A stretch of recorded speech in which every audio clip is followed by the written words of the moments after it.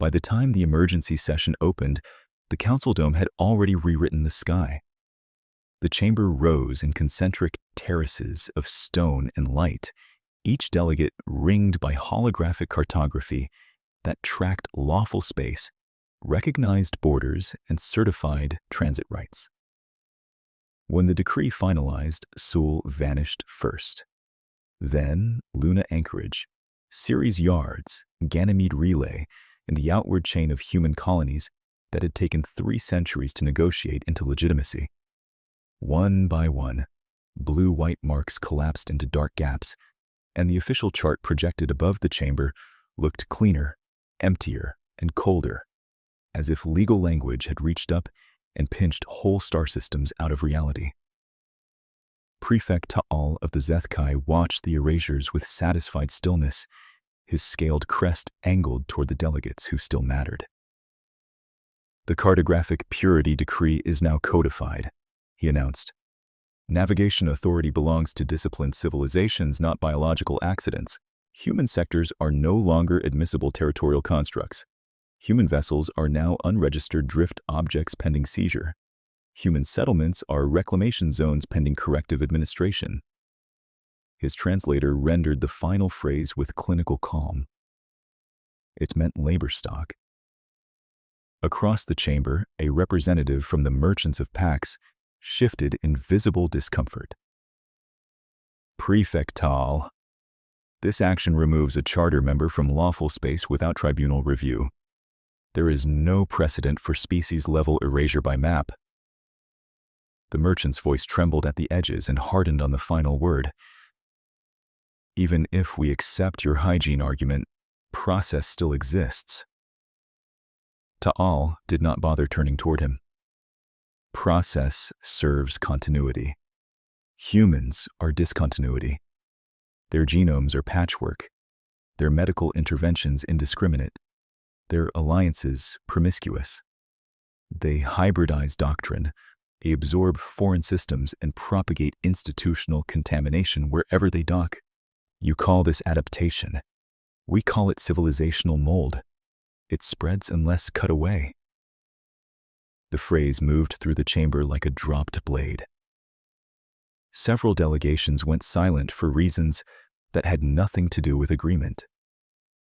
The Valari envoy folded all 4 hands beneath her robes and stared straight ahead, refusing to give the optics wall a reaction. The scholars of Lum requested legal clarification and were denied in 12 seconds. A procedural petition from the keepers of Null failed before the recording clerk finished reading the first line. Then, High Commander Joe entered remotely from a war node over Korad Reach, his image towering above the floor in iron-red armor, draped with hereditary gene banners. He had the posture of a ruler, already speaking after victory. Some among you cling to sentimental categories, he said, and his voice carried the formal cadence of command ritual, every clause shaped for intimidation. You speak of member civilization as if paperwork can elevate scavengers. Humans are archive vermin with tools. They mimic structure. They do not embody it. They trespass, breed unpredictably, and call that vigor. They dispute hierarchy and call that ethics. They arm merchants and medics, then pretend those networks are not military substrate. The decree is mercy disguised as sanitation. We remove their coordinates so they may stop pretending to be our equals. A low murmur rose from 3 outer tiers and was cut off by the presiding quorum tone. Joe continued, visibly pleased by the room's discomfort. You fear enforcement costs. Do not. Once navigation rights vanish, their ships will starve in dark space and beg for domestication. We will collect them at junction choke points, classify viable labor, dissolve militant remnants, and return your lanes to sterile reliability. We have done this before with less discussion and poorer targets. The council recorder, an ancient machine intelligence trusted mostly because it distrusted everyone equally, asked for precise legal language regarding human status. Joe smiled without warmth. Downgrade them from member civilization to feral labor stock pending reclamation. Archive any protest under emotional theater. If they transmit demands, classify those demands as anthropological noise. In the upper gallery, where observer species watched outcomes they could not always influence, Ambassador Erie of the Avians of Kith closed his eyes long enough for telemetry to mark stress flutter in his chest. His people remembered the first human rescue fleet that had broken a pirate cordon around Kith hatcheries 2 centuries earlier. He did not speak. Speaking now would have triggered sanctions his worlds could not survive. That was the prevailing tension in the chamber. Everyone understood what had happened, and almost nobody could afford to say it aloud. By the second day after ratification, the decree's practical machinery moved faster than any war declaration. Insurance syndicates blacklisted human hull signatures. Hyperlane beacons denied route authentication to ships with Terran registry keys. Council customs points froze bonded cargo tied to human contracts, including medical isotopes and grain reserves bound for mixed population stations. Zethkai patrol flotillas took up hygiene enforcement stations at Helios Junction and Neural Gate, broadcasting seizure protocols in 400 languages. The contempt was not merely ideological, it was infrastructural. The Zethkai had spent generations dominating heavy fleet production, breeding command lineages around obedience and inheritance, and embedding their doctrine into council logistics law. They believed power meant tonnage, pedigree, and the right to define legitimacy. In that framework, humans looked chaotic. Mixed governments, improvisational coalitions, reserve forces that appeared civilian until they did not, and a habit of remembering favors as binding debts. To the Zethkai, those traits looked like weakness-wearing sentiment. On Karad Reach, Joe convened his strike marshals before a hologram of erased Terran sectors, each blank region annotated with reclamation timetables. Resistance probability remains low, he said. Primary threat is nuisance piracy by displaced convoys. Assign ceremonial strike phalanx at Helios to establish visual deterrence. Capture media-grade prisoners. Distribute footage to council feeds. Emphasize compliance pathways for labor induction. He paused at the final directive and thumped one claw against the command rail. Do not dignify them with full war posture. Extermination sweeps are expensive. Domestication is efficient. Marshal Vec, younger and not yet fully rewarded for caution, asked whether human long-range navigation had truly collapsed. Their pilots were erratic, but persistent even under prior restrictions.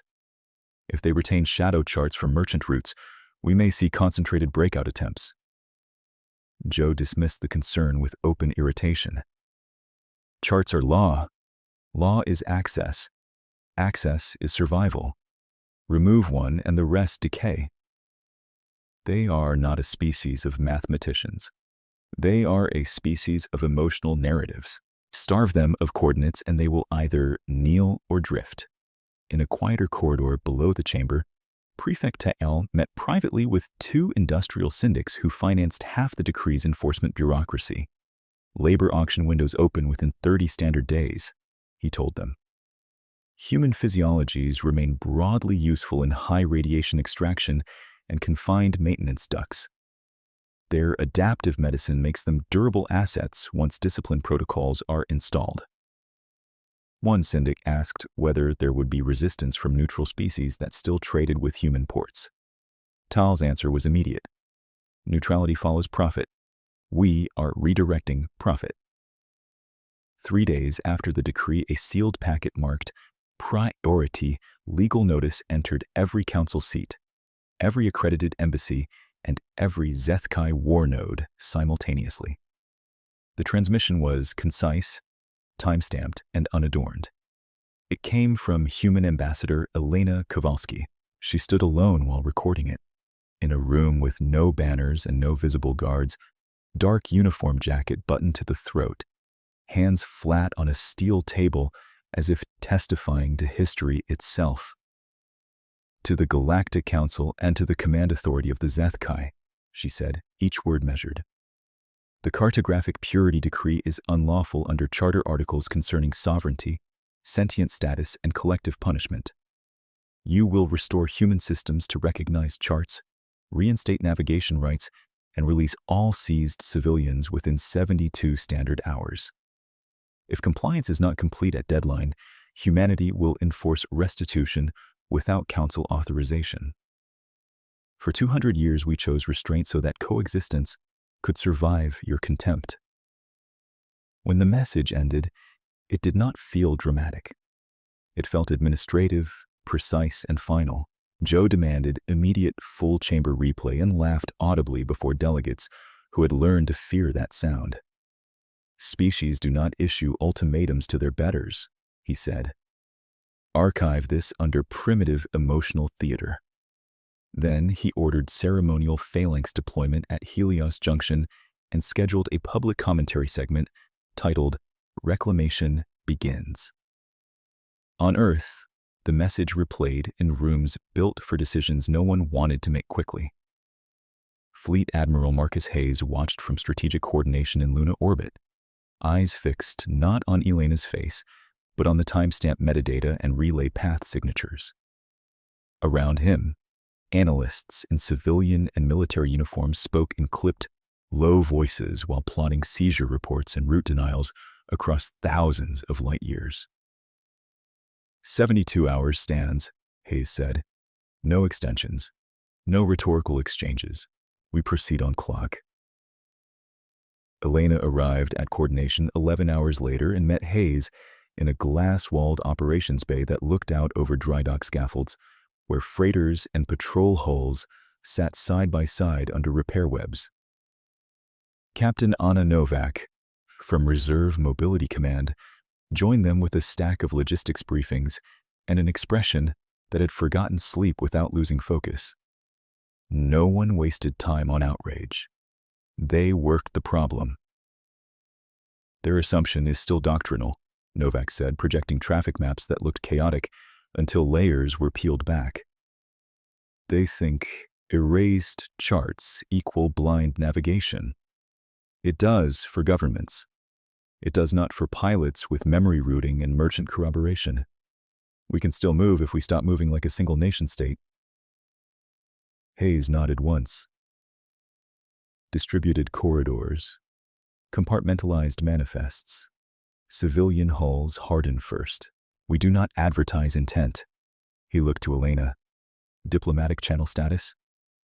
Frozen in public, active in shadow, Elena said. The Valerii and Kith cannot oppose openly. They can share ledgers and neutrino timing in ways no decree anticipated. Quiet help, deniable help, but real. She paused, then added, "They are watching whether we become what they accuse us of being." That point mattered. Human planning cells spun up across Seoul, Ceres, New Warsaw, and station clusters the decree pretended did not exist. Civilian logistics boards merged with reserve militia rosters. University simulation teams transferred decades of modeled Zethkai formation behavior to fleet tacticians. Cyber units tested inherited Imperial command protocols for latency exploits and false confirmation loops. On paper, it looked like scattered bureaucracy reacting to sanctions. In practice, it was a species snapping into coherence. By the evening of the second day, Elena returned to her embassy office and found a physical star chart on her desk. Old polymer, hand annotated, edges worn by use. No sender name, only a line in careful script from an ally who could not sign it publicly. "We kept your routes when they said you had none." She studied the map for a long moment, then keyed a secure line to Hayes. "They erased us from their charts," she said. Hayes answered without hesitation. "Then, we navigate by memory." Outside the viewport, traffic moved between Earth and Luna in steady arcs, ordinary as breath, while in distant systems, Zeth Kai patrols prepared a demonstration strike they believed would teach humanity its place. At Helios Junction, the Zeth Kai ceremonial phalanx arrived as if attending a parade. 3 carriers led in perfect hereditary spacing, their bronze-black hulls painted with bloodline sigils that had not changed in 4,000 years. A 4th command carrier rode slightly aft inside the inner patrol wing, while destroyer screens fanned around them in mathematically elegant arcs designed less for tactical adaptability than for historical symbolism. Civilian traffic scattered toward the edge of the lane, where beacon law still required all ships to hold transponders open and answer authority hails. The first authority hail came from Carrier Vontash, and it carried no ambiguity. All human-flagged hulls were to cut drives, vent maneuvering fuel, and prepare for classification teams.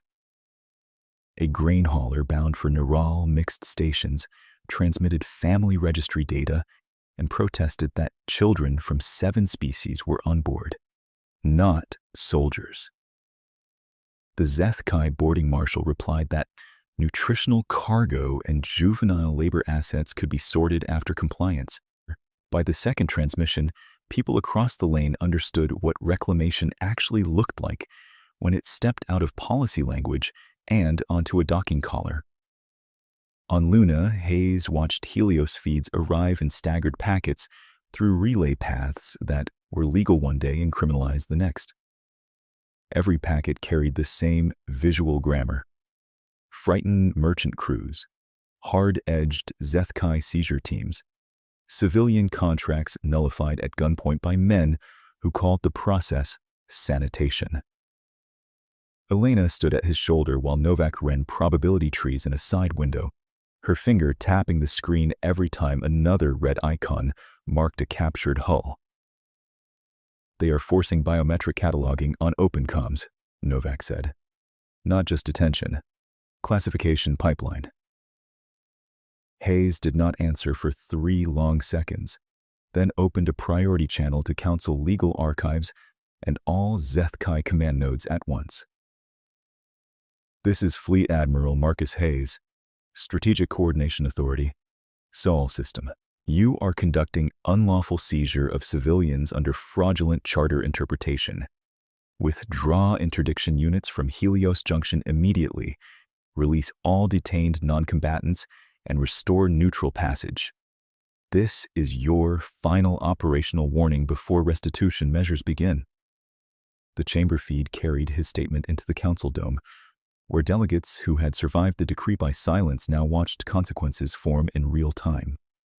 Prefect Ta'al requested speaking precedence and received it because no one wanted to be seen denying him. "Admiral Hayes," he said, voice steady with contempt polished to legal form, "you are a non-member actor, transmitting from unrecognized territory. You possess no standing to define unlawfulness. Helios is under hygiene jurisdiction. Your vessels are drift assets. Your civilians are corrective labor inventory. If you interfere with reclamation, you will be treated as feral insurgents and neutralized accordingly." He turned, deliberately toward the delegations that still traded with human stations. "Let this serve as procedural clarity to all observing species.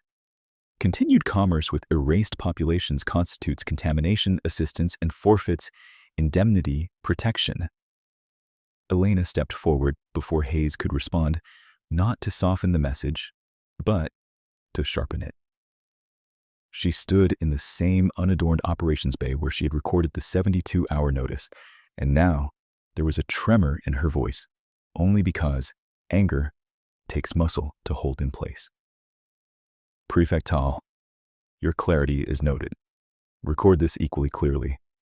The people you are cataloging are not inventory, and the systems you erased remain inhabited, governed, and defended regardless of your map edits. We offered lawful remedy. You chose seizure of civilians. You are now in open breach of charter, tribunal code, and sentient protections recognized by every signature in that chamber, including yours. Release the detainees now and stand down your phalanx. If you decline, responsibility for what follows rests with Zeth-Kai Command Authority alone. High Commander Joe appeared over Tal's shoulder, enlarged to dominating scale, gene banners trailing behind him like an accusation against the entire room. His laugh this time was shorter, almost bored.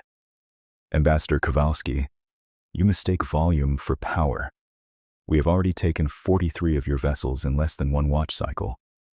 Your crews complied when faced with disciplined force, which is the nearest your species comes to wisdom.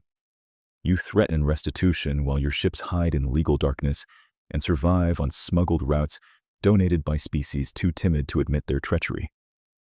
We will continue processing human cargo at Helios until your command authority kneels and signs labor accords. Send your fleets if you crave spectacle. The result will educate the galaxy. 31 hours remained on Elena's original deadline when the first live image of human civilians in grav restraints reached Earth public channels. It was not staged.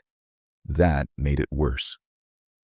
A maintenance engineer from Ceres tried to keep a frightened avian hatchling calm in the corner of a seized cargo bay, while Zeth-Kai officers discussed muscle density values over open microphones, as if talking about ore grades.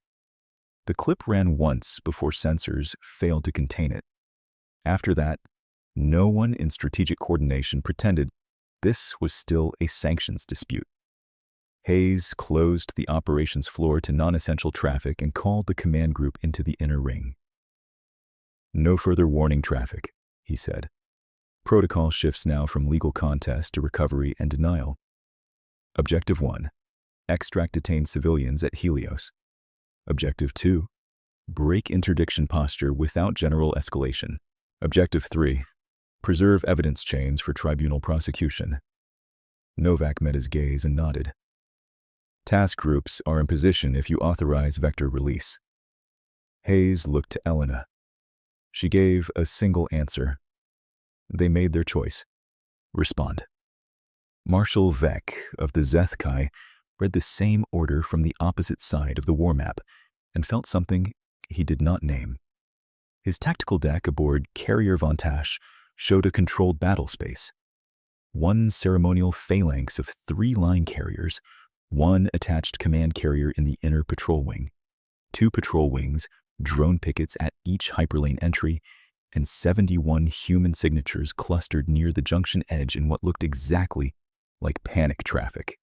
Doctrine said panic traffic became surrender traffic once engines were disabled. Doctrine also said younger species relied on central command and collapsed when links were severed. Vec believed Doctrine because Doctrine had built his career and fed his bloodline, and explained a universe where superiority could be inherited like metalwork. Yet the human signatures kept making minor course corrections that looked uncoordinated until he overlaid thermal ghosts and saw repeating intervals. He flagged it for attention. His senior commander dismissed it as random thrust noise from overloaded civilian drives. The insult became kinetic when Zeth-Kai boarding craft cut into the transport Halcyon thread, a hospital ship running neutral markings and transmitting patient manifests in 12 languages. Vec heard the boarding lead request medical compliance. He heard the ship captain answer that there were critical care wards aboard and no combat personnel. Then he heard an order from above his rank. Secure all occupants, triage later. On his screen, 2 stretcher teams were forced to the deck while medics tried to shield equipment with their own bodies. The image triggered cheers from one of the carrier watch crews, young officers treating humiliation as proof of order restored. Vec did not cheer. He sent a private query to Karad Reach requesting clarification on detainee handling for protected medical hulls. The return message contained 1 line: apply reclamation standards without exception. At Helios's outer marker, a ragged cluster of human freighters finally broke formation and burned inward. Exactly what Zeth-Kai commanders had predicted frightened prey would do. Vec watched them with professional relief until their drive plumes began collapsing in ways he had only seen in military simulation archives. Heat signatures flared, split, and doubled. 3 targets became 9, then 5, then 11. Decoys folding over one another as if somebody had turned panic itself into a targeting weapon. "They are spoofing thermal identity," Vec said, louder than intended. "Recommend phalanx spread and autonomous fire permissions." The senior commander snapped his crest flat in irritation. "Negative. Maintain hereditary line. We do not scatter for merchant tricks." Vec opened his mouth to argue, then closed it because arguing in front of a lineage superior could end a career in one sentence. On a secondary screen, human transponders blinked legal codes that no longer existed and then vanished into the dark seams between sensor cones. Hayes never raised his voice when he gave the order. "All groups execute lantern weave. Repeat, execute lantern weave." Human escorts that had looked like underarmed convoy guards rotated on silent vector burns, killing running lights and letting decoy emitters take the visual burden. The junction filled with false masses and delayed signatures, while real hulls slid along pre-computed dead angles derived from Zethkai ritual spacing. Novak tracked each movement with a calm that bordered on eerie. "Corridor A, locked. Corridor C holding. Drone curtain in 10 seconds. She glanced once toward Elena, who stood motionless with her hands clasped behind her back, watching the rescue channels where seized civilians were now answering whispered instructions from people they could not see. "Boarding teams report first collar breaches," Novak said. "Detention decks are opening." Vec felt the first shock through his feet before tactical confirmed impact. A rail lance round, fired from nowhere his doctrine considered plausible, punched through Van Tash's lateral thrust ring and left the carrier listing just enough to break ceremonial alignment. Once that line broke, the rest of the phalanx began correcting in synchronized patterns that had won ancestral battles and now made them predictable down to the second. Human fire did not come in overwhelming waves. It came in timed sentences. "Disable command mast. Blind dorsal sensors. Cut tractor arrays. Kill launch tubes before fighters could cycle." Vec shouted for decentralization and received static. Then a burst of his own command codes echoed back at him from hostile drones carrying spoofed Zethkai signatures. His tactical board bloomed with friendly markers issuing contradictory orders. "Requesting tactical reinterpretation," a destroyer captain transmitted on OpenNet, the phrase so alien to their military culture that half the bridge crew stared at it as if it were a language error. 9 minutes after first contact, 4 Imperial carriers were mission-killed and drifting, not exploded but stripped of the systems that made them instruments of control. Human boarding teams had not yet touched Van Tash, yet they had already opened corridors for every detained civilian hull and escorted them through gaps that should not have existed. On the Council emergency feed, species that had accepted the decree as fait accompli now watched erased pilots navigate a battlefield with humiliating precision, while the recognized empire fumbled in its own rigid geometry. Joe came online from Karad Reach demanding status, and no one gave him a coherent answer because coherence had been engineered out of his formation.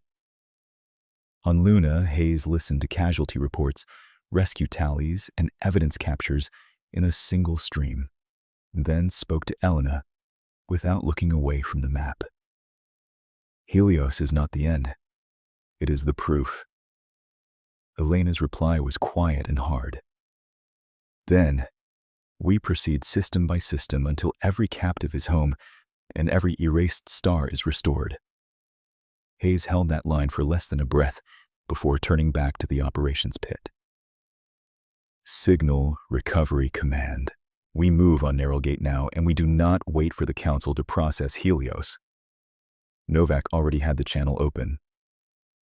"Recovery Command, this is Luna Coordination. Lantern Weave validated. authorizing pattern atlas across all erased corridors. The phrase did not exist in any recognized council doctrine. It had lived for 40 years inside human merchant guild protocols, disaster medicine drills, and reserve navigation schools that taught pilots to fly by things governments could not legislate away. As the order propagated, display layers peeled back on every strategic screen. Legal charts in pale gold, Zeth-Kai enforcement grids in red, and a third network in cool blue that looked at first like static. Then the pattern emerged. Pulsar timing anchors. Neutrino buoys parked in deep cold where no customs beacon bothered to scan. Ledger coordinates traded quietly by allied freight houses that had survived 3 centuries by remembering routes no empire owned. Elena studied the lattice and felt something in her chest settle into certainty. How much of this survives the decree filters? Novak did not look up from her console. All of it. The decree erased permissions. It did not erase physics, and it did not erase favors. She expanded the map until tiny identifiers clustered around old trade lanes. Valeri caravans maintained 18 shadow references for us. Merchants of Pax kept another 27 under famine relief exemptions. Kith courier monasteries preserved pulse drift tables back to first contact. Nobody advertised it. Everybody kept it. On the council emergency feed, Prefect Ta'al was still insisting that Helios had been a localized anomaly caused by rogue transponder fraud.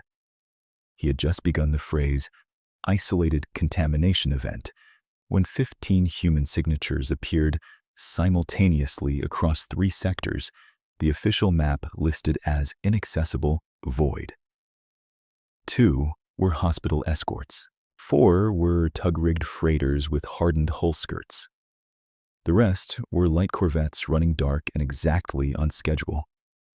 They slipped through a Zeth-Kai interdiction cordon at Morospan without firing a shot, matched velocity with seized civilian carriers, and walked them out under countermeasure cover before patrol commanders finished requesting route authentication. Ta'al stopped speaking in the middle of a sentence. High Commander Joe came online hard enough to override quorum protocol, his image flickering as war node bandwidth shifted to priority military channels. Report source of those vectors. Now. No one answered quickly, because no Zeth-Kai system had a coherent answer. Their legal chart engines returned null roads. Their tactical engines showed functional trajectories with impeccable drift compensation and collision tolerance. A junior analyst on Karad Reach tried to reconcile both and crashed her own interface twice. 3 hours after Helios, the first comprehensive movement plot reached Luna. It looked less like a fleet deployment than a circulatory system coming alive. Human ships, allied couriers, reserve tugs, and civilian tenders moved in layered rhythms through corridors everyone in power had declared non-existent. They did not mass in one dramatic armada. They flowed. Every time Zeth-Kai patrols pushed into one node, traffic rerouted through 2 others, carrying medical teams, fuel canisters, encrypted warrants, and evacuation crews who knew exactly which docking ring still had atmosphere and which had been sabotaged by retreating seizure units. Hayes watched the pattern populate and gave a dry half-smile that never reached his eyes. They tried to starve us by deleting roads. Elena answered, We built roads in memory. At Naralgate, a Zeth-Kai customs fort fired warning lances across what it believed was an empty approach lane. The beams speared vacuum and nothing else. 40 seconds later, 6 human rescue cutters emerged from behind the fort's own thermal bloom, using the station's heatwake as cover. They latched to 3 impounded cargo hulls, transferred detainees through sealed umbilicals, and departed along a neutrino corridor the fort did not know existed until its sensors recorded the wake and labeled it impossible. The tactical officer on duty logged the event exactly as seen, then deleted the adjective and replaced it with unmodeled. In the chamber gallery, Ambassador Erie of Kith finally spoke, very softly, to no one in particular. They are not lost. They never were. The tide shifted, not in one cinematic moment, but in the behavior of frightened people. Civilian channels that had gone quiet after the decree began transmitting again. Captains in hiding sent old merchant ciphers and received clean route bundles in return. Station engineers who had been waiting for seizure teams instead received docking schedules for food convoys and patchwork defense kits. At Ceres yards, volunteer riggers reconfigured ore haulers into decoy clusters, while university navigation labs published pulsar correction tables openly, daring the council to criminalize arithmetic. Joe ordered immediate beacon hardlock across every Zethkai jurisdiction and declared any vessel using non-certified navigation references a military target. The order arrived at Naral, Moro, Karad, and a dozen minor choke points within minutes. It was comprehensive, severe, and strategically late. Human traffic had already learned to treat beacon denial as weather rather than law. On Luna, Novak forwarded a summary to Hayes and Elena. Recovered civilians from Helios detention decks, 312. From Morrow impound clusters, 187. From Naral quarantine holds, 94 and climbing. She added one final line in uncharacteristically plain language. They cannot find us unless we let them. Hayes pushed the report to every council delegation, including those that had voted for the decree and those that had pretended abstention was neutrality. He attached evidence chains from Zethkai boarding operations, medical abuse logs, and seizure warrants signed under hygiene authority. Then he appended a single operational statement. Human navigation sovereignty is extant. Restitution operations will continue. The chamber response split exactly along fault lines everyone already knew. Smaller polities requested emergency review and protection guarantees. Industrial blocks demanded shipping indemnities before discussing legality. Tayal called the report fabricated and, in the same breath, accused 3 allied species of providing illicit route intelligence. His contradictions would have been comic in quieter times. In this moment, they looked like panic, trying to pass for doctrine. Elena stood at the side of the operations floor while analysts tracked another wave of recoveries and thought of the old chart on her desk, the handwritten note that had arrived without signature. We kept your routes when they said you had none.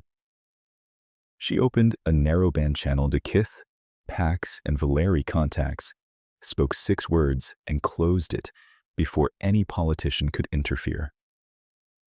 Debt acknowledged. We remember this. The answer came back as silent ledger updates, fuel allocations, and transponder masks keyed to human rescue schedules. Not speeches, infrastructure. Across the line, Marshal Vec listened to the same traffic from the fractured bridge of Carrier Vantash and finally accepted that his education had omitted the most dangerous variable in war, an opponent who had prepared in places your doctrine refused to look. Vantash drifted under emergency attitude control, her ceremonial hull markings scorched and half obscured by repair scaffolds. The bridge smelled of overheated insulation and medicinal antiseptic. Damage crews moved with clipped urgency while command officers tried to reconstruct a battle space that kept changing faster than their authorization trees allowed.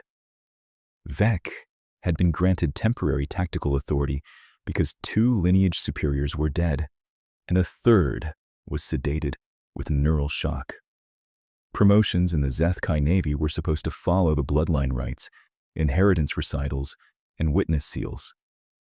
Today, they followed survival. His primary display showed erased sectors repopulating with hostile motion tracks that should not have been physically navigable according to every chart engine in his fleet.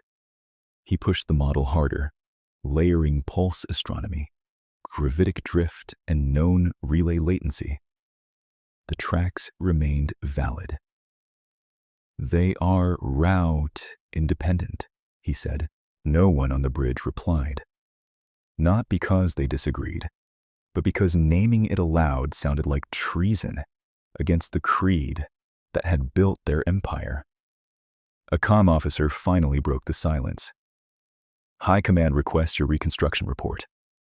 They specifically request causes attributable to local command failure." Vec almost laughed. The sound came out brittle. "Of course they do. Send telemetry first, interpretation second." He assembled the packet with exacting care. Human decoy heat fields had induced premature line compression.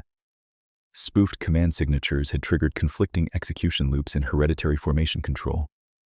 Precision rail lance strikes had targeted command architecture rather than hull annihilation. Most critical, human vessels had entered and exited through non-certified lanes with repeatable accuracy, indicating an independent navigation framework resilient to legal chart denial. He removed one sentence before transmission. "We were defeated by our own assumptions as much as by their fire." Ksharad Reach responded with a summons, not to debrief, but to account for doctrinal contamination language in his draft. Vec arrived by secure hollow into a war chamber carved in black metal and ritual banners. Joe stood beneath the crest wall, towering even in projection, flanked by Prefect Hall and 3 bloodline admirals whose uniforms carried more ancestry than battlefield wear. Joe opened with icy formality. "Marshal Vec, you transmitted the phrase, 'independent navigation framework.' Clarify whether you are claiming the decree has no enforcement value." Vec kept his posture neutral. "I am stating operational fact. The decree removed legal access. It did not eliminate human transit capability. They are using distributed references beyond council certification. They are coupling civilian and military flows in ways our interdiction architecture was not designed to parse." Admiral Serac bared his teeth in contempt. "Then parse faster. You speak as if merchant tricks equal strategic threat." "They are not tricks," Vec said, and felt every eye harden. "They are system design. We target fleets.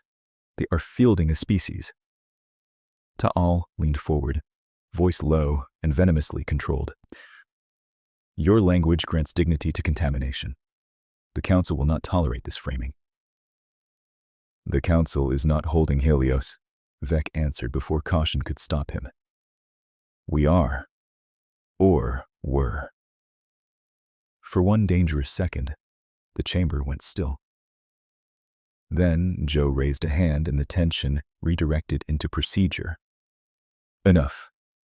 We are not here to debate philosophy with a damaged officer. We are here to restore supremacy." He touched a control and a new operational map unfolded. Broad exclusion zones around major junctions, strike circles around suspected neutrino buoy fields, cyber assault plans against merchant ledgers, and emergency conscription notices for reserve flotillas. Operation PaleNet begins immediately. We collapse all uncertified corridors by force. We seize allied courier houses for interrogation.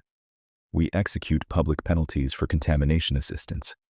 We mass the Crown Genome Fleet at Null Meridian and draw them into decisive engagement on terms we control. Vec studied the map and saw the same flaw repeating at larger scale. Rigid lines, predictable concentrations, confidence mistaken for control. He chose his words with care this time. If we mass by hereditary ritual spacing again, they will model it again. We require adaptive command permissions, decentralized response authority, and live doctrine revision at squadron level. Serac struck the rail with a claw. Decentralization is for species without discipline. Joe's gaze never left Vec. Your recommendation is denied. Our formations are the spine of civilization. We do not bend because scavengers found hidden roads. His tone sharpened into command verdict. You will return to duty under oversight. You will implement PaleNet as written. You will not transmit unapproved analytic language to council observers again. Dismissal chimes sounded. Vec's channel collapsed. Back on Vantage, he stood with both hands braced on the tactical rail, while his bridge crew waited for instructions they were increasingly afraid to hear.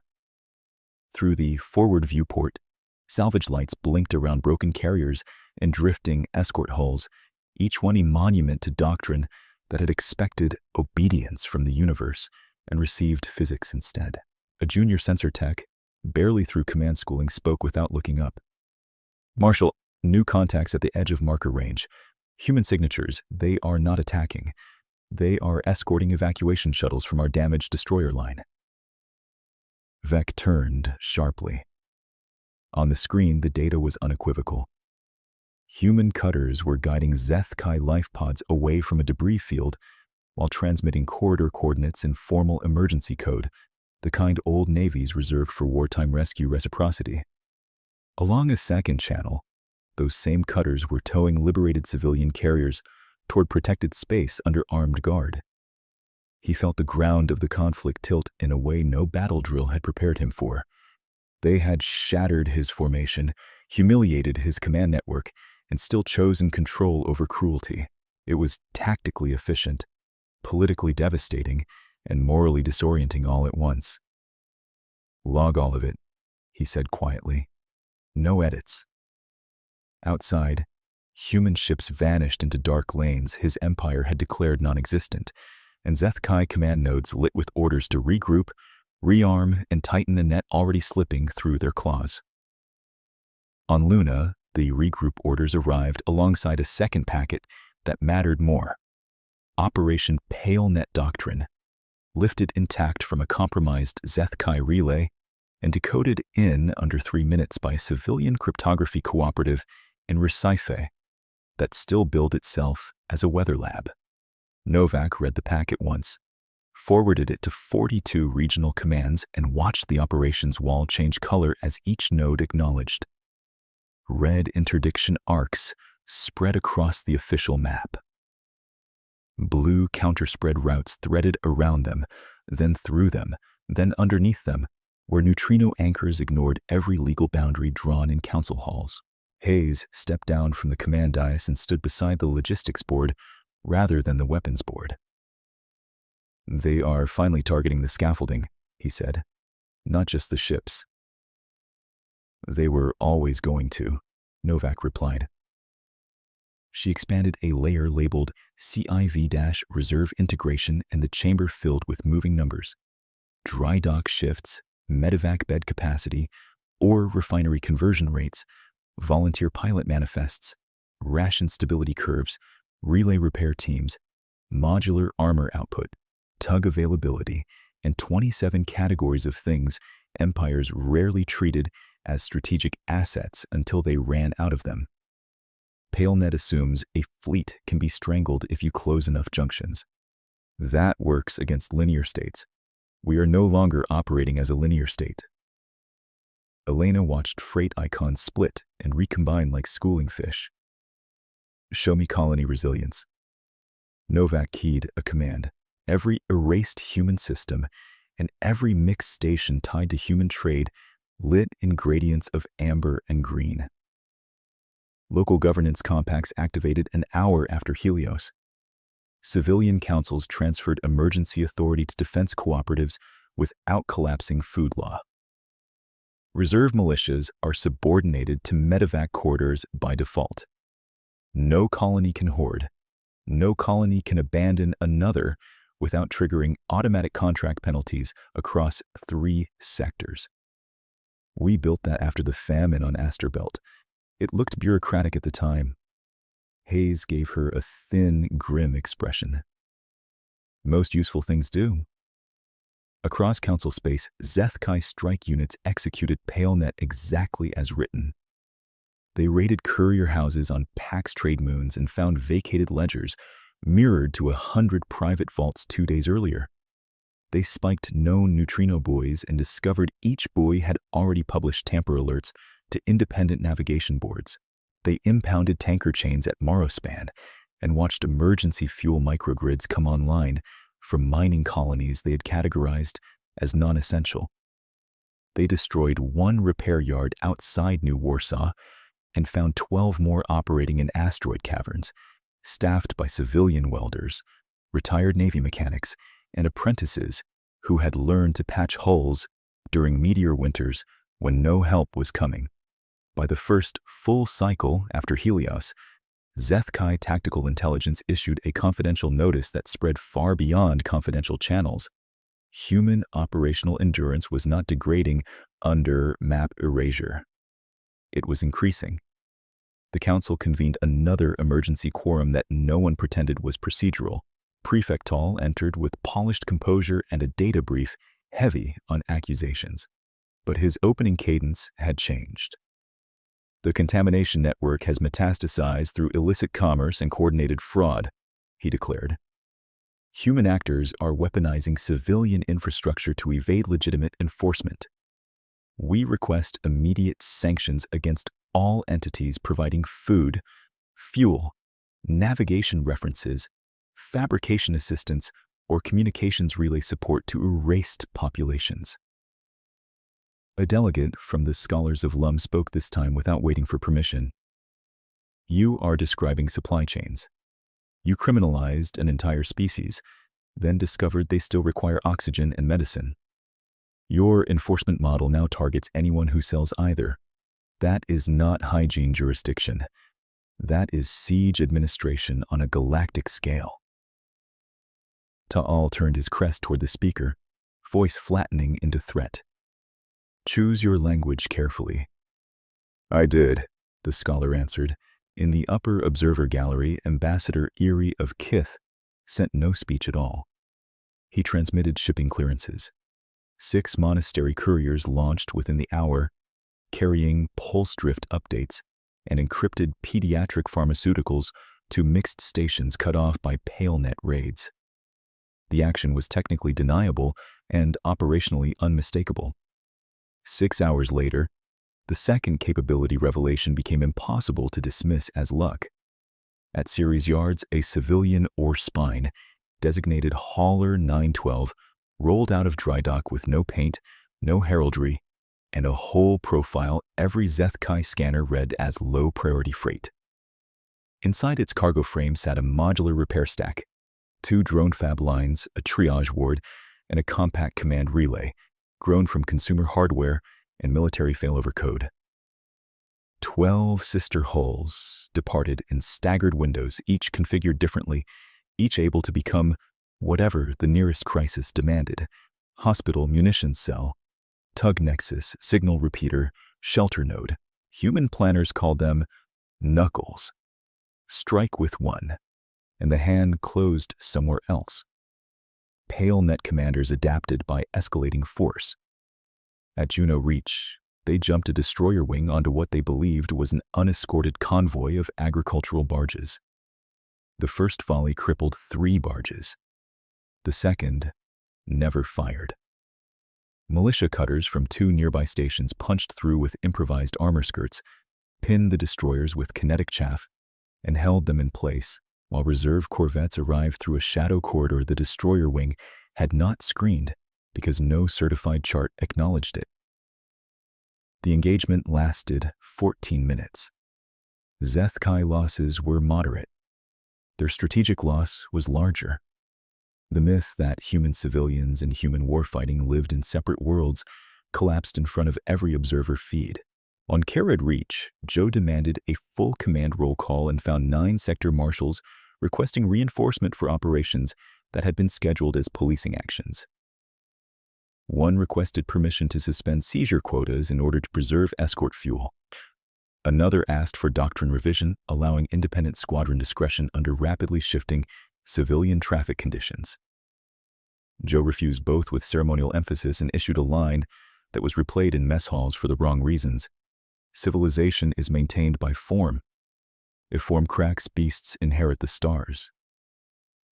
Vec read the transcript from Van Tash and closed it without comment. His bridge had become quieter since Helios, less ideological, more mathematical. Casualty lists had that effect. He pulled live plots of human movement and watched a pattern he could now recognize without resentment clouding the model. Each rescue or strike was nested inside 3 non-combat functions. Food, where sieges had begun. Power relays where beacon cuts had darkened habitats. Medical lifts prioritized ahead of retaliation even when retaliation was available. They were fighting to win, certainly. They were also fighting to keep systems alive after winning. That distinction had started to haunt HFY officers who had expected predators and met planners. A junior lieutenant approached Vex Station with visible hesitation. "Marshal, decrypted human Broadway from Luna, addressed to all evacuated populations and allied ports. It is tagged public." "Play it." Hayes appeared on the bridge display in plain service uniform. No banners, no martial backdrop, only a tactical wall filled with civilian route overlays. His voice carried the weight of a man speaking to frightened people while enemies listened. "For 3 centuries we negotiated our right to exist in rooms where many had already decided what we were. We accepted inspections no one else accepted. We accepted limits no one else carried. We accepted insult because peace for our children and yours was worth swallowing pride. The decree did not erase us. It exposed them. They chose to classify families as inventory. They chose seizure over law. They chose hunger as policy. We are finished asking permission to bring our people home. We fight for recovery, not spectacle. We fight so medics can cross lanes without being sold. We fight so no map can be edited into a weapon against the weak. We fight because every species in this war has someone hiding in a cargo bay, waiting to hear a friendly transponder and believe life still has a future. If you can move supplies, move them. If you can fly rescue, fly. If you can only keep a beacon running through one more shift, do that. Hold your stations. Protect civilians. Record every crime. We will finish this." The message ran 9 minutes. It propagated through human channels, allied channels, black market channels, and eventually HFY channels, because suppressing it required bandwidth they needed for triage. On worlds that had never liked humans much, dock workers still worked double shifts after hearing it. On worlds that had feared picking sides, local councils quietly signed protection compacts with human task groups because neutrality was becoming another word for waiting to be cataloged. Taal called the broadcast incitement. The merchants of PAX called it shipping policy. The difference stopped being semantic when PAX freight houses opened emergency credit lines to any convoy carrying evacuated civilians, regardless of species. Human resolve looked different depending on where one stood. On Luna, it looked like Novak refusing to leave her station for 20 hours and still catching a decimal drift in buoy calibration that saved a hospital convoy from a mine curtain. On Ceres, it looked like riggers welding armor plates onto school transport hulls because those were the only frames left with compatible couplings. On Kith, it looked like avian couriers flying unarmed through contested lanes with medicine packs strapped beside ritual texts. On New Warsaw, it looked like an old refinery union voting unanimously to suspend all non-critical exports until mixed population shelters reached 6-month food security. No single speech could explain the whole of it. The underlying logic was older and simpler. Humans had learned, repeatedly and at scale, that institutions failed in cascading ways while ordinary people kept one another alive with whatever tools were at hand. So, they had built a civilization that treated adaptability as civic duty. Their enemies had called that contamination. In this war, contamination was winning. 2 days into PaleNet, fear became measurable in alien behavior. Insurance guilds that had obeyed the decree without hesitation now demanded armed escort clauses for Zeth-Kai contracts and quietly restored limited coverage for Terran-tagged relief holes under neutral aid exemptions. Border militias from minor polities petitioned Luna Coordination for corridor deconfliction, phrasing it as humanitarian necessity, while their defense ministers drafted mutual warning protocols with human regional commands.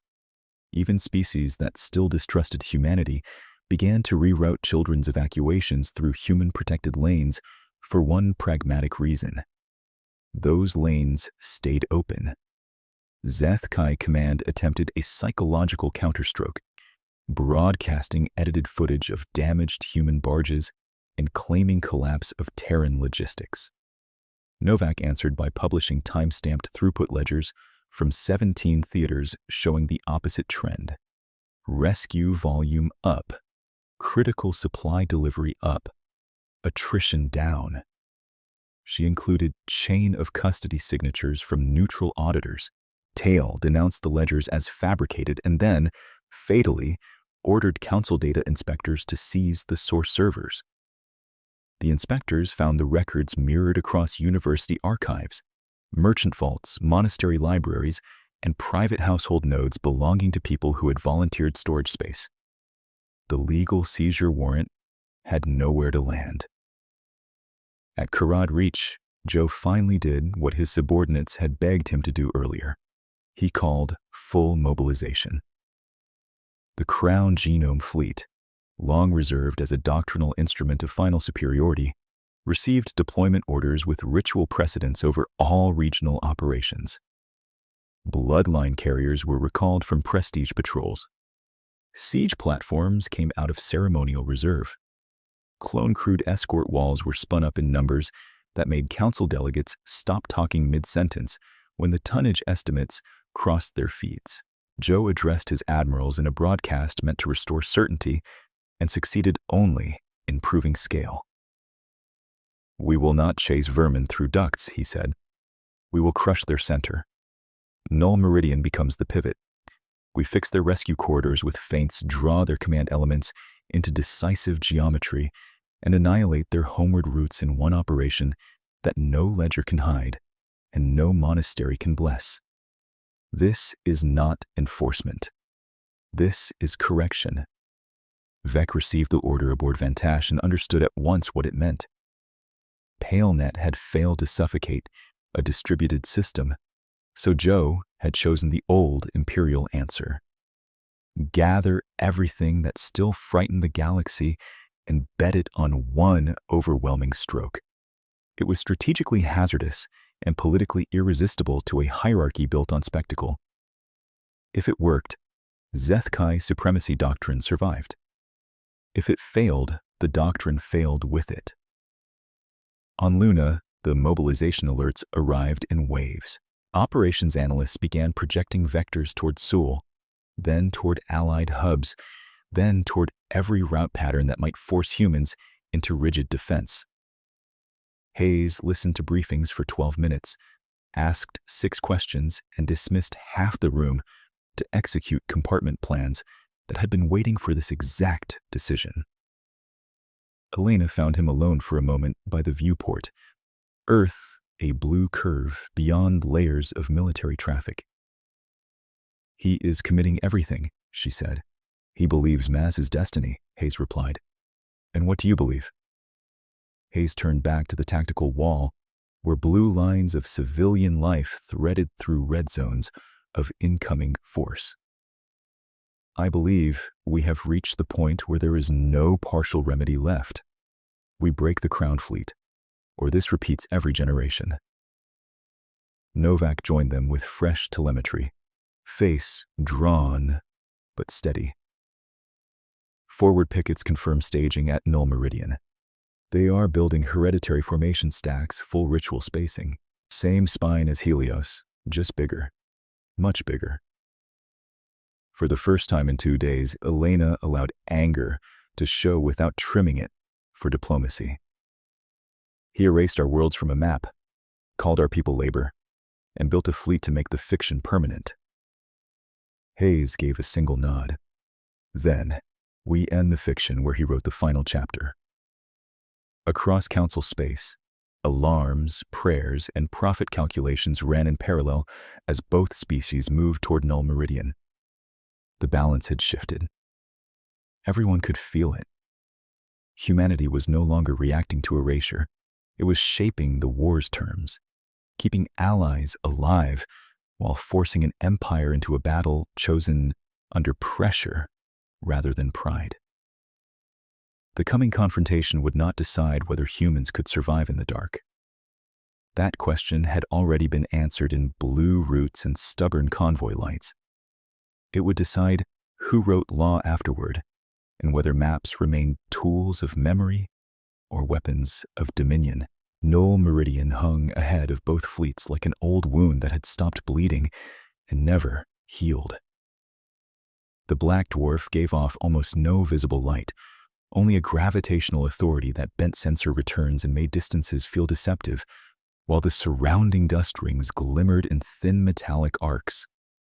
Into that dim geometry, the Crown Genome Fleet advanced in full hereditary ritual spacing, carrier spines aligned by bloodline precedents, siege platforms nested behind armored escort walls, command ships broadcasting lineage hymns on military bands as if doctrine itself could harden hull plating. On the human side, Hayes stood at the forward rail of Luna Coordination's deployed command carrier and watched the Zethkai formation settle into exactly the architecture Novak's models had predicted. He did not sound impressed. He brought everything that still obeys him. Novak's hands moved over her board in short, efficient motions. And he arranged it to be remembered. Marker confirms 23 capital carriers, 12 siege platforms, 86 heavy escorts, clone screens beyond useful count. Vectors match ritual entry stack within 0.3%. Elena stood to Hayes's left, headset tight against one ear, listening to evacuation channels and combat coordination in alternating bursts. Civilian corridors? Open and moving, Novak said. Convoy Lantern 7 is on cue. They still read as vulnerable freight. That convoy drifted at the edge of sensor certainty.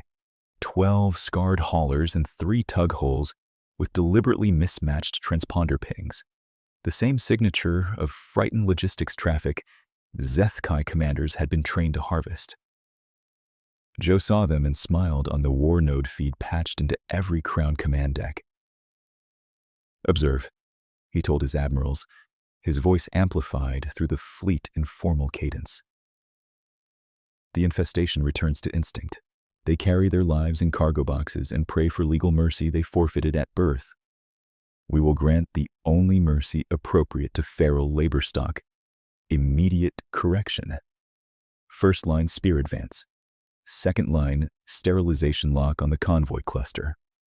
Boarding crews prepare demonstration captures for council broadcast. Marshal Vec listened from the damaged but operational Vantash, now folded into the outer command wing by necessity rather than honor. He watched the convoy and saw the same minor thrust irregularities he had flagged at Helios. He keyed priority. Recommend caution. Thermal spread reads layered. Possible decoy lattice. Sirach answered before Joe could. You see ghosts because you survived embarrassment. Hold formation. Vec muted his own microphone and kept watching. The first exchange looked like proof of Joe's certainty. Crown escorts surged forward in elegant converging arcs, heavy lances charging, interdiction drones seeding the approach corridors. The convoy broke in apparent panic. 2 tugs veered too wide.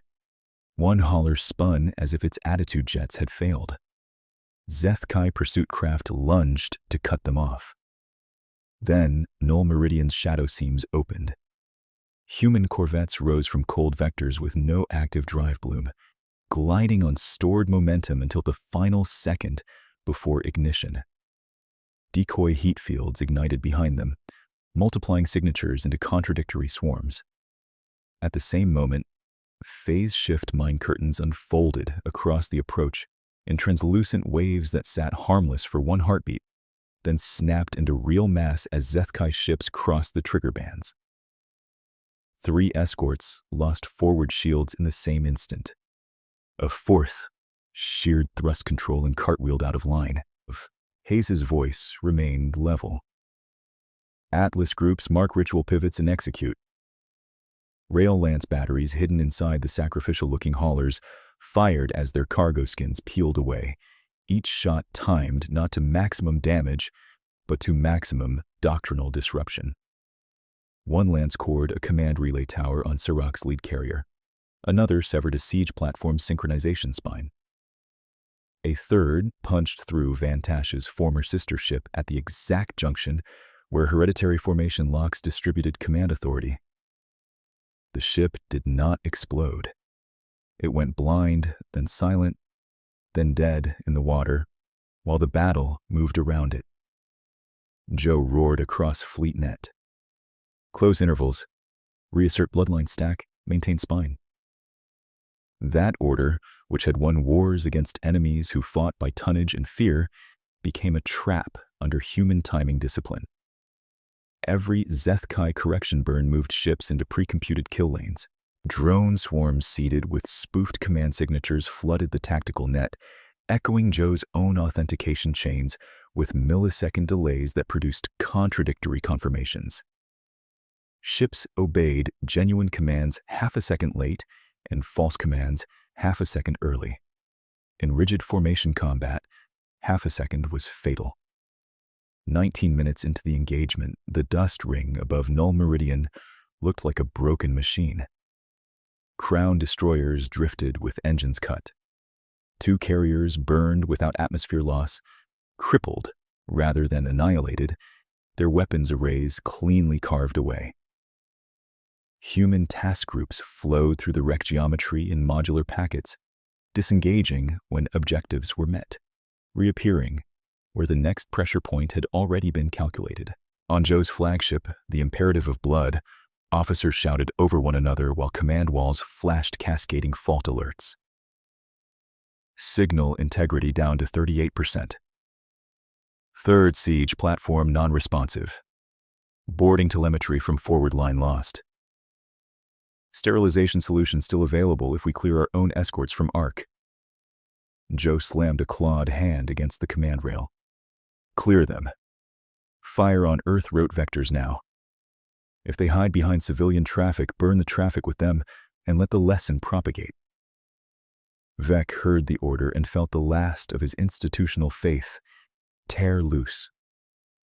He transmitted an emergency objection with full tactical justification and no hope of success. It was ignored. On Luna Coordination's carrier, Novak's head snapped toward a fresh threat line. Imperative charging sterilization spine, targeting Earth route faint lanes. Hayes did not hesitate. Release Cold Harbor. Space answered him from places Joe had declared empty. 6 human reserve carriers surfaced from cold shadow orbits, tucked behind debris ridges and gravitic noise bands near Null Meridian's outer dark. They had coasted for days with minimal emissions, hull temperatures buried under background variants, waiting for one command authority to reveal itself by overreach. As they powered up, their profiles bloomed across every board in the theater like a second fleet materializing from memory itself. A bridge officer on Hayes's deck, eyes locked on the feed, allowed himself one dry line over open command channel. Apparently, extinction was delayed for maintenance. The reserve carriers fired in coordinated sequence. First salvo, drive section on Imperative of Blood. Precision cuts that collapsed acceleration without breaching civilian rescue lanes behind it. Second salvo, weapons spine. Segmented impacts that shattered sterilization emitters before charge completion. Third salvo, communications mast and command uplinks isolating Joe from his outer wings. Total elapsed time from first reserve emission to command decapitation was 3 minutes and 42 seconds. Crown cohesion failed system-wide. Some Zethkai captains fought on from habit and pride until localized disables took their guns away. Others transmitted fragmented surrender codes they had never expected to use. A few attempted retreat through corridors, now blocked by their own debris and human denial screens. By the 28th minute, the decisive question was no longer whether Joe could win. It was how much of his fleet would survive his refusal to admit loss. Then, Karad Reach broke. Under combined cyber intrusion and internal command collapse, the Imperial War Node lost control of half its regional relays. Prefect Tael attempted a council-side emergency mandate and found his transmission superseded by surviving civil administrators desperate to stop total species-level catastrophe. The message that reached Null Meridian was stripped of ceremony and signed by enough legal authority to hold unconditional ceasefire across all Zethkai military theaters, effective immediately, pending tribunal supervision. Hayes read it once, verified signatures, and gave the order no one in his command center had expected to hear this soon. All groups cease destructive fire on compliant hulls. Continue disarmament. Boarding team Iron Ledger. Objective imperative command vault. High Commander Joe to be taken alive for trial. Elena closed her eyes for a fraction of a second, then opened a secure channel to Iron Ledger. Warrant packages live. Chain of custody from bridge capture to tribunal transit must be continuous. No improvisations. The assault boats crossed under cover of disabled gunfire and drifting armor shards. Human Marines attached at 3 breach points along the Imperative's upper command ring, cut through scorched plating, and pushed inward in disciplined stacks. Resistance was sharp but disorganized. Corridor choke attempts without central coordination, isolated loyalists firing from ceremonial guard posts, built for intimidation rather than defense in depth. Iron Ledger advanced compartment by compartment, stunning where possible, lethal only where necessary. Medics immediately behind breachers because Hayes had forbidden revenge killing and expected his orders obeyed. In the command vault, Joe stood beneath torn jean banners and shattered display glass, one arm bleeding from shrapnel cuts, armor blackened, crest still raised in defiance that had nowhere left to land. 3 remaining guard officers formed a broken semicircle in front of him until Marine pulse rounds dropped 2 and disarmed the 3rd. Gravlocks sealed. Weapons aimed. The vault went very quiet except for the crackle of failing circuitry. Joe drew himself upright as if addressing a coronation. "You will kneel," he said to the nearest Marine. "Lesser stock does not enter this sanctum armed. You will disarm, submit your commander for ceremonial surrender, and accept corrective binding under Imperial right. Your brief vandalism of order does not alter hierarchy." The lead Marine said nothing. He toggled comms. "Vault secure. Primary target sighted." Hayes appeared on the vault's central display through a hardline relay. Elena beside him, both in frame, both unmistakably calm. His voice carried over open fleet channels so every surviving ship, allied observer, and council recorder heard each word. "Hi, Commander Joe. Your fleet is destroyed. Your empire has transmitted unconditional ceasefire, and your authority is void. You will stand trial for enslavement, civilian massacres, and charter fraud." For the first time since Helios, Joe's expression shifted from contempt to raw disbelief. It lasted less than a second before rage replaced it. He lunged sideways toward a recessed sidearm locker built into the command rail, fingers closing around the grip as he turned to fire. He did not get the shot. A Marine stun pulse struck center mass. Joe convulsed, staggered, and crashed to one knee, the sidearm skidding across the deck. 2 Marines closed, locked his arms, and cinched grav cuffs around wrists and forearms. The cuffs engaged with a low mechanical hum, pinning his movement without theatrical force. The warrant officer stepped forward, activated body cam verification, and read in a clear, carrying voice. By authority of Emergency Tribunal Concord, witness signatures attached, you are detained for command responsibility in unlawful species level erasure, forced labor seizures, targeted deprivation of civilian populations, and extrajudicial killings under fraudulent charter claim. You will be transported under guard to neutral jurisdiction. You retain right of statement. You do not retain command. Joe spat blood to the side and managed one bitter laugh as Marines hauled him upright. History will correct this. Elena leaned slightly toward the camera, eyes steady, and answered without raising her voice. History just did.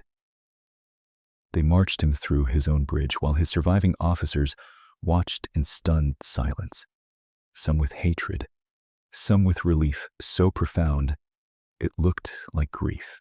Outside the viewport, crown warships that had once entered Null Meridian in ceremonial perfection drifted disarmed under escort, rescue beacons flashing in ordered intervals. Human cutters were already distributing medical packets to both liberated captives and wounded Zethkai crew, because the battle had ended and administration had begun. On the command carrier above Luna's projected map wall, Hayes listened as confirmations came in one by one.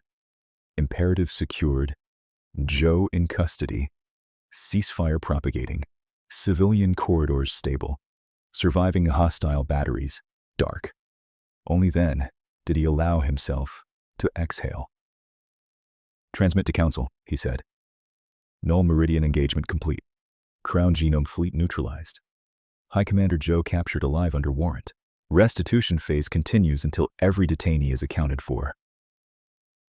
Elena watched the black dwarf's dim halo on the main display, then the restored route lines brightening around it, and gave one final instruction before turning back to the work still ahead. Add this line to the record: maps do not grant existence, they acknowledge it. The first request for Planetary Fire Authority reached Hayes 13 minutes after Joe was restrained. It came from an allied militia commander at Morrow Spawn, voice shaking with exhausted fury, listing names of relatives taken in Zethkai labor seizures and asking permission to strike 2 Cradle World shipyards while they were defenseless. A second request followed from a human destroyer captain who had just recovered children from a detention hold and could see, on his tactical board, the open coordinates of a military academy that had trained the officers who ran that hold. The targeting solutions were clean. The emotional logic was cleaner. Hayes answered both calls on the same channel and made every fleet listen. Negative on planetary fires. Negative on punitive strikes. We are not here to inherit their doctrine with different uniforms. All weapons remain constrained to active military assets that refuse disarmament. Civilian infrastructure is protected. That is an order. On the medical deck of the Imperative of Blood, human corpsmen cut away scorched armor from wounded Zethkai crew, while medics from Kith stabilized oxygenation failures in liberated captives from 3 species. The triage tags did not include bloodline rank. They included pulse, respiration, neural response, and urgency. A Zethkai engineering chief bared his teeth when a human nurse approached, then froze when she handed him water, checked his pupils, and moved to the next cot without comment. The engineering chief stared at the cup, as if it were a weapon he did not understand. Vec arrived under escort with his hands uncuffed, a concession Hayes had granted after reviewing Vontash telemetry and the unedited rescue logs Vec had ordered preserved. He stopped at the threshold and watched a human surgeon restart circulation in a Zethkai adolescent cadet whose crest had not even hardened yet. The surgeon asked for plasma. A Volari technician passed it over. No one in the room paused to ask which side the patient had been born on. 3 days after Null Meridian, the first demobilization conference opened at Karad Reach under Council Recorder oversight. The chamber smelled of hot circuitry and sterilizing agents where battle damage still lingered. Prefect Tal sat at one end, wrists bound in restraint mesh after trying to destroy labor auction archives during the ceasefire transition. At the other end, Elena set a sealed evidence case on the central table and keyed it open in full view of every delegation.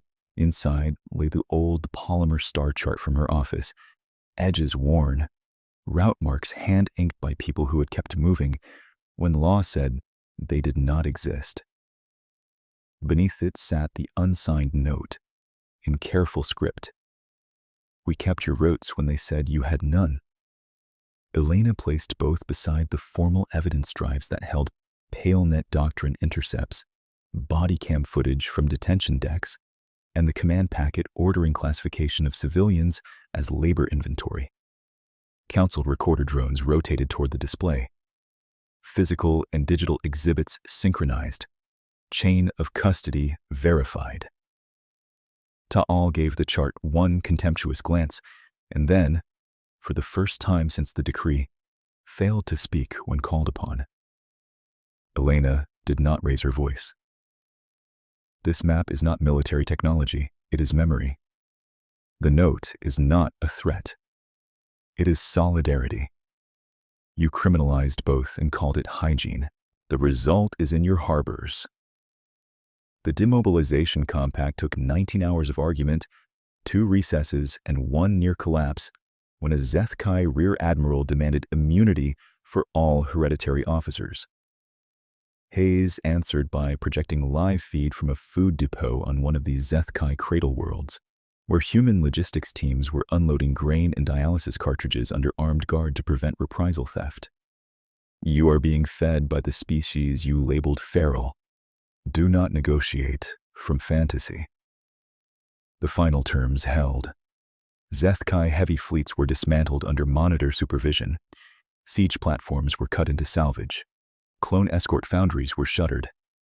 Local civilian councils retained internal governance under strict anti-militarization audits. Allied militias got their own clause too, after a hard look from Hayes and a harder one from Elena. Unauthorized revenge raids would be prosecuted exactly like imperial seizures. In the prisoner transfer hangar, Joe was marched past rows of restrained command officers and loaded onto a tribunal transport bound for the neutral world of Iskar Vault. He held his back straight, even in grav cuffs. As the hatch sealed, he finally looked toward Elena through the field barrier. "You will need us when the next predators come."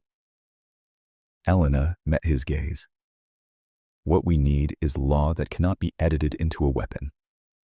The tribunal opened in public session under full multi-species broadcast. Vec testified first among Zethkai officers, voice steady, describing hereditary formation locks, command spoof vulnerabilities, and the ignored objections to sterilization fire on civilian vectors. When defense counsel asked whether he had altered logs to protect himself, he answered with visible disgust. "I was ordered to edit. I refused. You have the raw files because I was still an officer when integrity still meant something." The recorder validated his statement against telemetry. No discrepancy flags appeared. Joe's counsel argued strategic necessity, civilizational mandate, and legal ambiguity under emergency decree powers. Elena answered for the prosecution with no theatrics and no mercy in language. She played the Halcyon Thread boarding audio where medics were forced prone while officers discussed muscle density values. She played Joe's sterilization order. She displayed labor auction schedules signed before any armed human response had begun. Then she stepped back and let silence do what rhetoric could not. The verdict came at the end of the second day. Convicted on enslavement, civilian massacre liability, charter fraud, and species-level erasure conspiracy. Sentence: permanent imprisonment under neutral custody, no command access, no contact with remnant military networks. Tal and 6 senior syndics received long-term penal reconstruction terms with compulsory restitution labor directed by the very mixed species stations they had targeted. By the second week of October, the cartographic purity decree repeal session filled the council dome beyond official capacity. Delegates stood 3 rows deep in observer rings. Repair crews had not finished polishing blast scoring near the western arch, and no one asked them to hide it. Hayes stood beside Elena and Novak at the central witness rail, while the council recorder projected the revised interstellar charter. New language glowed in white against the dark vault. Human memory clause. Cultural erasure, cartographic nullification of inhabited systems, and administrative depersonhood were now prosecutable war crimes with automatic injunction triggers. Ambassador Erie of Kith approached Elena during recess and placed a small data wafer in her hand. "You sent 6 words when we needed certainty," he said. "Dat acknowledged you said. Consider this closure." The wafer contained the origin key for the unsigned note and the route ledgers that had kept human corridors alive. Elena read it, then handed it back. "Keep the key," she said. "The act mattered more than the name." Irie's feathers lifted in quiet relief. "Then it remains where it began." When voting opened, repeal passed with a margin no one in the old chamber would have believed possible. Sol returned to the master chart first, a blue-white point reappearing in the dome projection where emptiness had been legislated months earlier. Then, Luna Anchorage, Ceres Yards, New Warsaw, the outer chain. Every erased system relit in sequence, and this time the chamber did not look cleaner. It looked complete. One standard year after null meridian, children from 20 species stood beneath that same dome during the first Charter Day curriculum exchange. Security was visible, but relaxed. No war feeds ran on side walls. The only weapons in sight were ceremonial and inert. Novak, now Steward Commander for Hyperlane Security Rotation 1, walked the students through a navigation exercise on a live chart sphere. "You do not own a route because you can close it," she told them. "You steward it by keeping people alive through it." She handed control to a Volari child who traced a freight path from Pax to Kith with careful four-handed precision. At the edge of the group, a Zethkai school cohort from a demilitarized protectorate waited for their turn. Their teacher looked as if she expected rejection. Instead, a human boy in a Station Academy jacket shifted over and made space at the console. "Earth is here," he said, pointing to Sul, then rotating the sphere until Karad, Reach, and Pax shared the same arc. "If you compensate for pulsar drift, you can shave 6 minutes without cutting safety margins." The Zethkai child studied the route, then nodded once and entered the correction. Above them, restored star charts cast pale light over stone terraces that had once approved erasure and now recorded restitution law. Hayes watched from the upper gallery with Elena and did not speak for a long moment. Below, delegates argued trade ratios, corridor maintenance fees, and medical customs harmonization in the ordinary, stubborn cadence of a civilization that expected to have a future. Elena looked up at the dome, where Sol burned steadily at the center of a legal map that could no longer pretend humans were absent. "They thought deleting coordinates would make us disappear," she said. Hayes gave a quiet, tired smile. "The stars kept better records." Under the council lights, children kept tracing routes between worlds that had learned, at great cost, that memory was stronger than decree.